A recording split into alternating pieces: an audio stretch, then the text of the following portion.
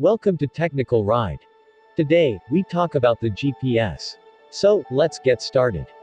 What is GPS? The Global Positioning System, GPS, is a satellite-based radio navigation system owned by the United States government and operated by the United States Air Force. It is a global navigation satellite system, GNSS, that provides geolocation and time information to a GPS receiver anywhere on or near the Earth.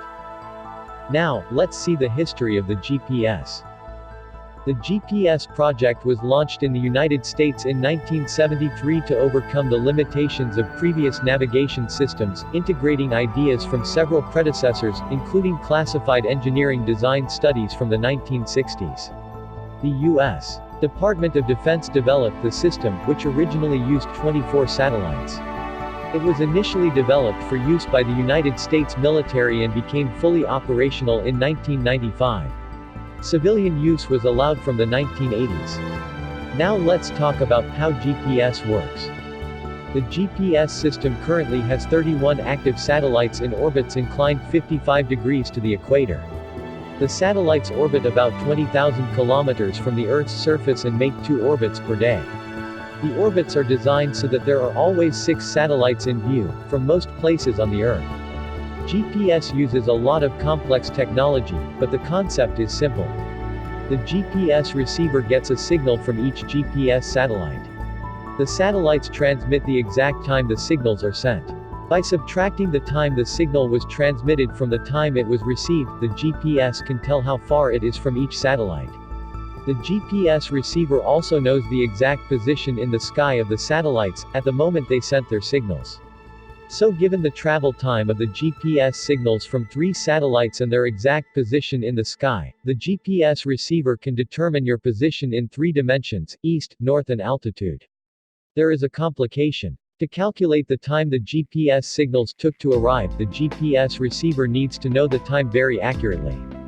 The GPS satellites have atomic clocks that keep very precise time, but it's not feasible to equip a GPS receiver with an atomic clock.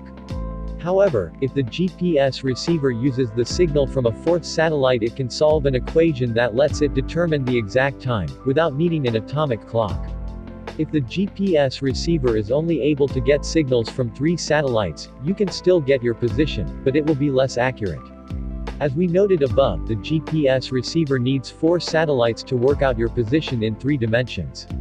If only 3 satellites are available, the GPS receiver can get an approximate position by making the assumption that you are at mean sea level. If you really are at mean sea level, the position will be reasonably accurate. However, if you are in the mountains, the 2D fix could be hundreds of meters off. A modern GPS receiver will typically track all of the available satellites simultaneously, but only a selection of them will be used to calculate your position.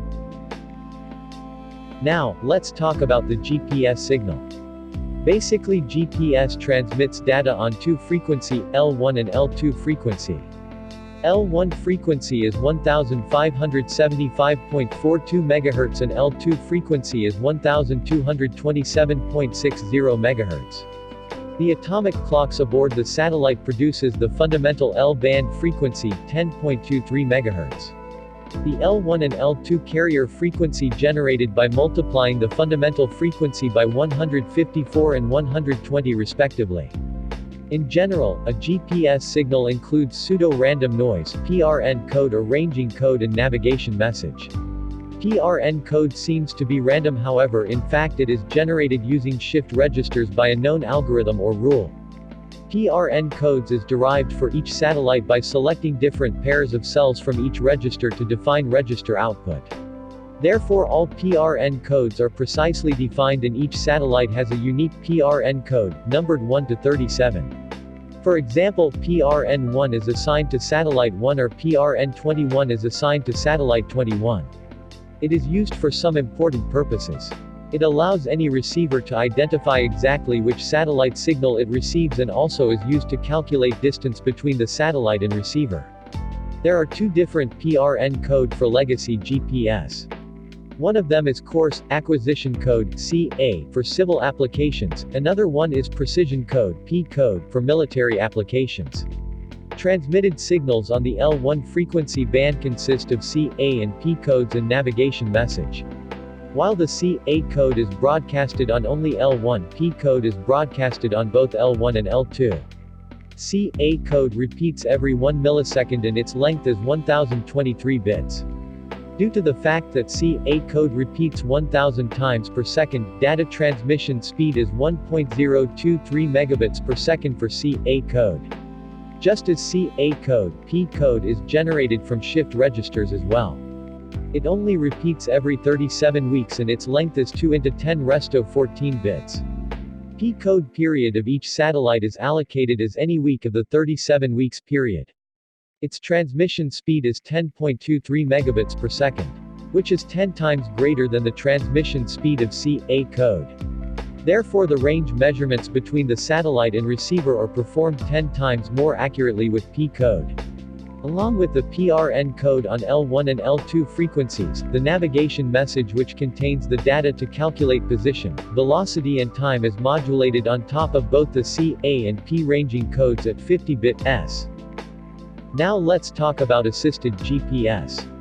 Have you noticed how cell phone GPS units get a fix almost immediately?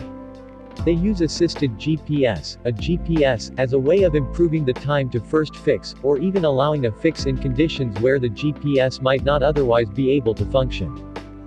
The AGPS device will use a data connection to contact an assistance server.